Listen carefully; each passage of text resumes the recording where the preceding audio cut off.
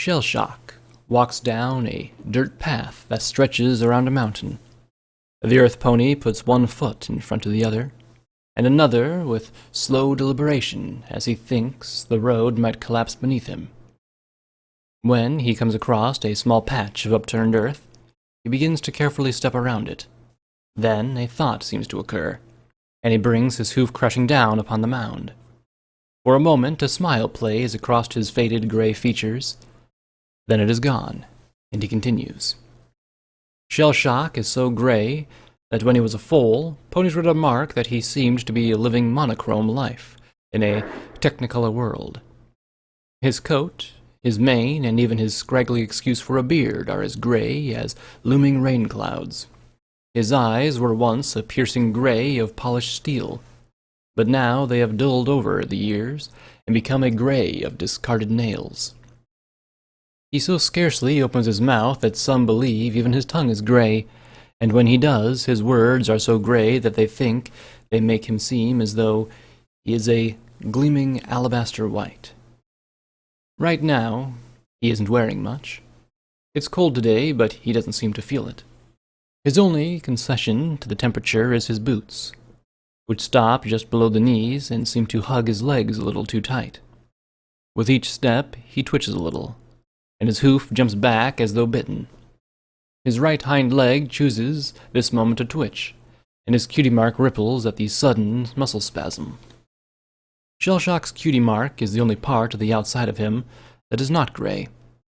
It is 3 golden arrows, each layered atop the last one, and pointed upwards. Once upon a time, there was a military insignia that was universally recognized as the meaning sergeant. Neither the Wonderbolts nor the Royal Guard use the symbol anymore, so the mark has attracted many questions over the past 50 years. Shellshock never answers them. Today he is going to the market. He has spent the last few weeks watching his pantry dwindle down to a few crumbs. The only thing left on his shelves is some sort of pastry that he doesn't seem to like the taste of, but he can't be bothered to throw away. Much as the delicate bachelor hates to admit it, he cannot simply starve to death, so he must venture into town. Something causes Shellshock to look up. An unusual occurrence, to say the least. He has rounded a corner, and the mountainside has creased to stand between him and the tree of Griffinstone. Shellshock likes Griffinstone. Well, he likes it better than Equestria. Here, his closest neighbors live in the city, a good half an hour away from him, and nobody ever comes knocking on his door urging him to come out to a party. The friendliest greeting he might receive as he walks through these streets is a nod of recognition, perhaps a smile. They might think him strange for living alone, but they don't judge him for it. Perhaps Shellshock's favorite thing about Griffinstone is that they don't ask him too many questions as his family did. He walks into town, passing the Griffins by with hardly a word between them. His eyes are downcast except when he reaches a crossroads, and his hooves move even more carefully in the town than when on the relatively untamed mountain path. Sometimes he meets the gaze of Griffins whose names he knows. Not friends. He has not had friends in a long time. There are 1 or 2 smiles, and only one say hello. If he had not looked at the calendar a few hours ago, Shellshock might have thought this a pretty good day. But he knows what today is, and so Shellshock keeps his eyes on the road beneath him, and tries not to speak. Shellshock's trip into the market is uneventful. He walks down the streets, eventually finding his way to one of the few stalls in town that sells vegetables. He gives them the bits, and they take him a bag of tubers. No questions are asked, and he manages to keep from crying. After a while, he starts back up the path towards his home. With every step, he shudders, though now it is less from pain and more from memories.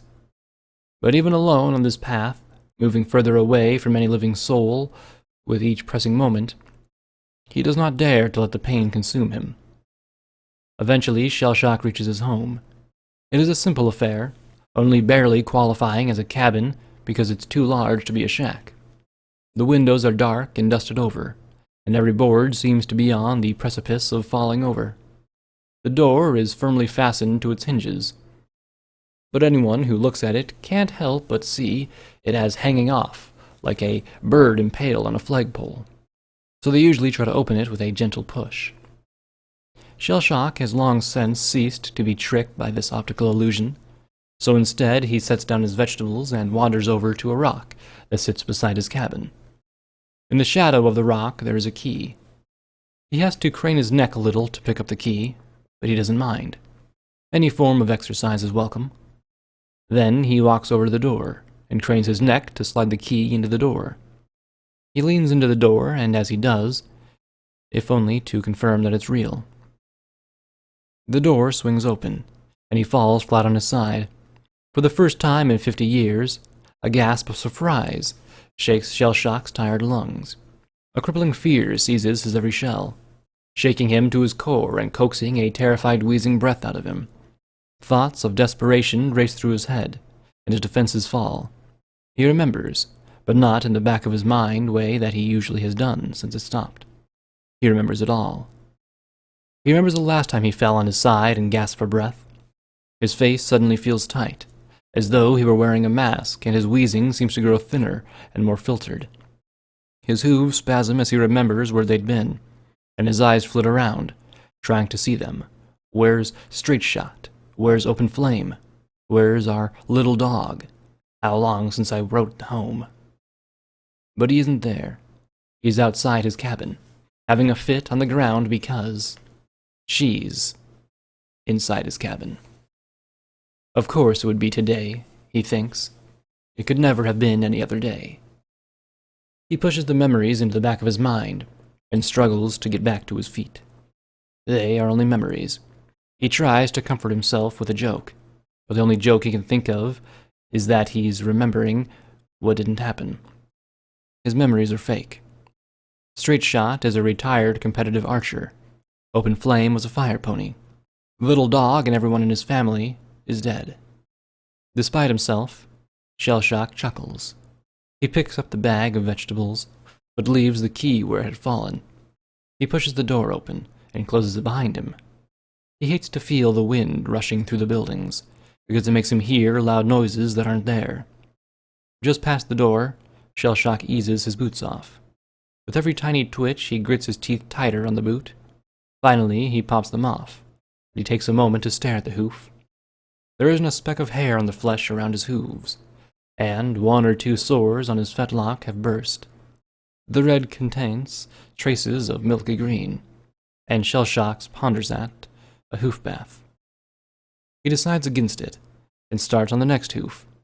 It takes 10 minutes to take off each boot. He moves into the kitchen and sets down the bag of vegetables. He looks at the cabinet, then at the bag, and sighs. He turns and walks out of the kitchen, through the door and into the hallway. Were he a dramatic sort, Shellshock might call it the Hall of Memories. But he is a simple pony of a practical mind, so it is just the hallway. Despite case lines in the walls, before each of them there are grooves in the floor, while Shellshock has stood and stared. Those cases below eye level have their glassy, subtly stained by tears. The hallway is the only place where it is safe for him to cry. Coming from the kitchen, the first item he passes looks like a children's treasure map. It is stretched on the back of a letter. The shape seems random, as any landmass would. It is a crisscross with random dotted lines and odd symbols. Even an elementary school student, who had only seen a map of Equestria, could tell you that the shape wasn't a real island. The name, scratched onto the top right corner, is a funny, childish, made-up name that was probably meant to sound dirty. Sheetland. He is on the beach, staring across the ocean at it. The docks are choked, overwhelmed with ponies trying to flee. For a moment, the sun shines so bright that everything else blurs into a white glow. He rubs the glare from his eyes, and stares in horror as the island crumbles into dust, swallowed up by the waves. There is a single boat bobbing in the ocean. Before Shellshock can say a word, Straight Shot lifts his crossbow and fires a bolt. The shape in the boat collapses. Shellshock wonders, in the desperately distracted way of those about to die, how much a fancy gilded picture frame would cost. He wonders why he never bought one in the first place. The word glorification of death are a growing whisper on his lips, answering his own question, just as they have done countless times before. The next item is framed, but is a stark frame. Simple wood and glass as one might buy on their way home from work. This is a photograph. There can be no question to the real ponies in the photograph. Shellshock is there, as are Straight Shot and Open Flame. They are all much younger in the picture, but they do not have the smiles ones expect of so many youths in a picture together. Their clothes are old, baggy, and dusty burlap, with random splotches of faded red. The picture carries the motto, Ugly Fence Painters Anonymous, 03. Though none of the ponies looked like painters. Straighten up, gents. You've done your country proud today. No pony answers the photographer. Most of them are not even looking at the camera, or even at the world around them. They're looking at the bodies, at the arrows sticking out of them. Shellshock starts to do the math on how many of them are his, but he stops himself. He finds his hoof stretching out on his own, looking for someone to cling to. He doesn't know the face of the pony beside him. He might know the name, might know the accomplishments, might even have saved their life a few hours ago, but he doesn't know the face. But their hoof curls around his, and he's happy. Shellshock smiles. A touch of the hoof to the picture frame. It leaves a barely noticeable trace of dirt, adding another layer to the cetra. Perhaps he will dust tomorrow. He passes similar objects as he moves down the hallway, and pauses at each. There are pictures of a destitute group of Pegasi, where there are no beds, and they have nothing to eat but tomatoes. There's a scrap of paper bearing a number, most likely torn from the grocery receipt of an incredibly rich pony. There's a crossbow and a strange basket stuck to the middle of it. He looks up at the sky, and sees Cloudsdale wreathed in flame. The screams are echoing all around him, and he sees the corpses falling from above. One of them hits the ground right beside him, and the sickening crack of their bones breaks something inside of him. He draws the crossbow and takes aim at the city above. He pulls the trigger, and a bolt shoots upward. The arrow chamber rattles and slides, and another arrow loads itself. He pulls the trigger again, and again, until the chamber rattles and nothing comes out. The next body to fall down near Shellshock is full of arrows. At last, Shellshock stands before a display case that stands as tall as him. Inside is a mannequin, wearing the same outfit from Ugly Fence Painters Anonymous, with a few important differences. There's a thick belt supporting several large pouches. There is a helmet, thick enough that a hoof would ping off like a pebble. Then there's the mask. The mask is plastic. It is covered in scuff marks. There's a rubber muzzle over the mouth, and a hose leads from the muzzle to one of the belt's many pouches. The seal around the muzzle is airtight, and Shellshock peers through the glass to see if he can spot any leaks. Seeing no obvious slits in the plastic, his attention is drawn to the eyes. The eyes of the mask are two planes of glass, the same sort you would find in any flight goggles. Even though there is nothing but darkness inside the mask, Shellshock is reluctant to stare into those eyes. A sinister pink mist rolls over the plains. He checks his mask, paws at the muzzle to make sure nothing's getting in. His breathing is normal. Everything's fine. He sees shapes in the mist, moving towards him at worrying speeds. His right hoof twitches, ready to fetch a crossbow and put a bolt through one of their faces. Then they draw closer, and he plants his hoofs firmly on the ground. They're children. The oldest can't be more than 8 years old. They are running as fast as their little legs can carry them, and as he watches, one of them trips and falls. The others pay her no heed, and he has to stare as she twitches and spasms and coughs up blood. Suddenly they're upon him. The oldest is pawing at his chest, and as Shellshock meets the foal's gaze, bile rises in his throat. The foal is forming at the mouth, and his body is being quickly covered in sores. The mouth opens, and a green tongue flaps as the foal chokes out a plea.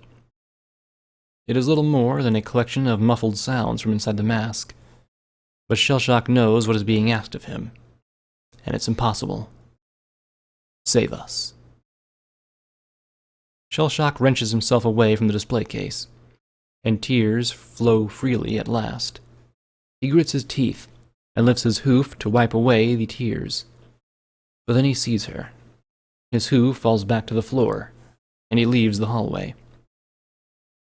The sitting room has less than it has in the kitchen cupboards. There is only one chair, angled towards a stark gray wall. She has left it alone, though perhaps only because she is too large to sit comfortably anywhere but the floor. The card table is set up, though rather than a game of cards, Shellshock's entire collection of shot glasses are on display, with a half-empty bottle of what looks like bourbon sitting at her side. "I was wondering when you return." Her tone borders on cheerful, a calculated and practiced voice designed to calm and reassure those who hear it. It was almost working on Shellshock, but then he makes eye contact and finds the tranquility overwhelming by bile. Princess Celestia could not be more out of place if she wore clown makeup in a depression clinic for minotaurs.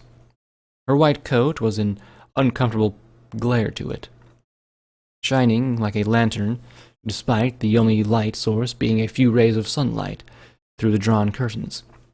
Her royal regalia sparkles like newly unearthed diamonds, and her rich purple of her eyes is almost hypnotic. Shellshock does not look at Celestia as a mortal before a god, nor does he look at her like a peasant in the presence of a monarch. Perhaps most surprisingly, he does not look at her like a child who recently learned that not everyone beats their foals. The gaze that passes between Earthpony and Alicorn is one that says, "We are the same." One that speaks of haunting memories and necessity evils. Shellshock takes his seat in front of the table and breaks eye contact to look down at the shot glasses. Celestia sighs and watches her soldier's tears rolling down his face. Part of her wants to reach out and comfort him, but she knows how empty the gesture would be. Too little, too late, as they say. Instead, she looks past him at the hallway he came from. Her mind goes back to 50 years ago, to the source of it all. The photograph shows a wall, a rather disturbing piece of graffiti. 4 simple words that, even now, promise to spell doom for Equestria. The words are scrawled on the wall in red paint, still wet when the picture was taken by the little dripping or anything to go by. They are not gods. That is what the words say. By themselves, nothing is more than the truth. But, painted on the walls with hurried brushstrokes, it was a revolution's call to arms. "I'm afraid that's not red paint, Your Majesty." A chill run down Celestia's spine. She doesn't know who's behind this, but in a twisted way she knows what she's dealing with. She's seen it before, after all. "It's been a long time," she says, hoping to start a conversation. Shellshock grits his teeth before saying anything. "Since what? Not as if there's anything special about today." The words have the venom of a viper, a thought that makes Celestia consider the bourbon laid out between them. "It's been 50 years, Shellshock. Can't you put it behind you?" "I have." The lack of sincerity is obvious, and so is the bravado beneath it. "That was the whole point. Cover up what we did, because we don't want to live in a world that thought you were just a normal pony." "You don't honestly think that's why I did it, do you?" It occurs to her that she has never done anything but give him orders. "Partially." He raises a hoof to tap one of the glasses. "You didn't want to see what lengths you'll go to suppress heresy. or what kind of desperate things ponies will do when they're fighting gods. That's not it at all. Once upon a time, these laboratories had examined strange, exotic life forms under their microscopes. Once upon a time, diplomacy was about keeping the peace between nations.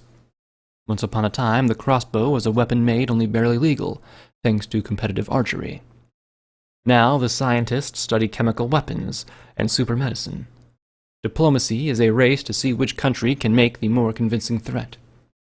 Every day, the crossbow is made obsolete by a more advanced model. The latest prototype has crystal arrowheads loaded with incendiary enchantments. It is a small blessing that such a horrendous instrument will never be deployed, if only because technology will outpace tomorrow. Latest report from the front, Celestia. Celestia turns and offers a weak smile to Twilight Sparkle. Her eyes of her former apprentice are glowing and vacant, absorbing information from every source. Her horn sparks and flickers, casting thousands of quills to judder across sheets of paper.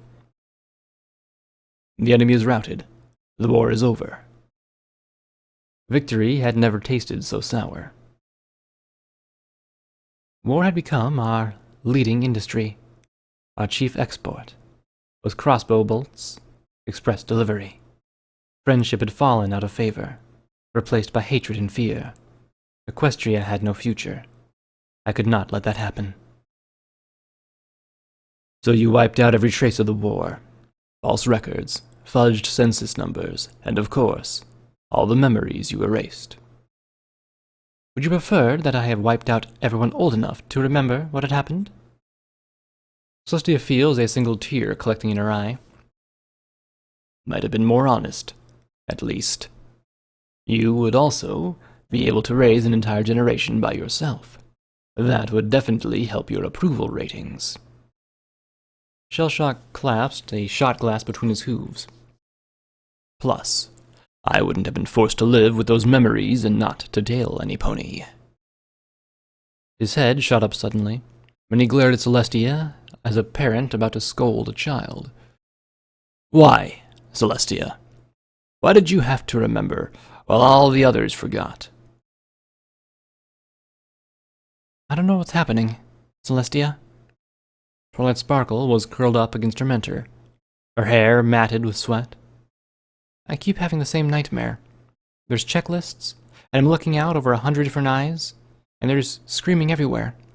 I see numbers in the dream, and the numbers scare me. I don't know what it means. She's shivering with terror. Don't worry, Twilight.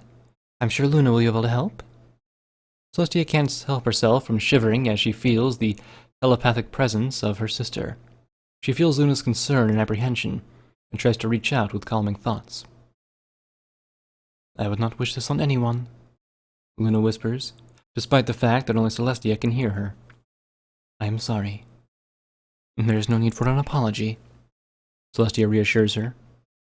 We did not know what the trauma would be this persistent. Now we do. What will we do about the soldiers? They will be wanting to get their old lives back. Celestia cannot help but cry. You can't go through what they've been through, and not have nightmares about it. I felt you deserved to know why you dream about death and killing. Do you know why I left Equestria? The question is sudden, and every word feels like a razor.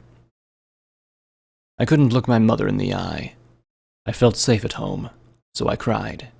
But then she would ask me why, and I wouldn't be able to tell her. Shellshock starts to cry again, and lifts the shot glass to his lips.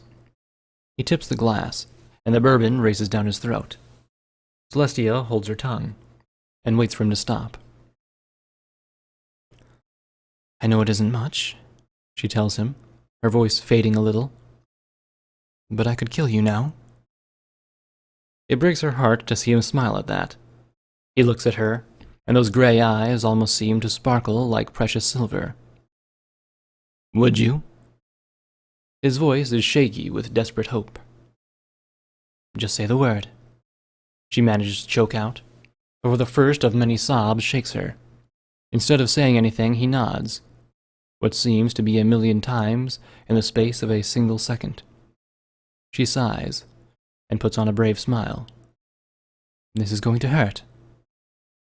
Right on cue, the snake venom does its job. Shellshock's face suddenly contorts with pain, and he collapses on his side, gasping for air. He pauses his throat, but there's only where the pain is. All the real damage is happening in his bloodstream. Celestia tries not to look as the worst part starts. It takes 5 minutes, but Shellshock finally stops twitching. Celestia gets up and leaves, wiping the tears from her eyes before stepping out into the cold light of day. As the Princess of the Sun, Celestia should bask in the light. But now, as with every year, her sun seems to judge her with its piercing rays. She makes a note to make it overcast next year.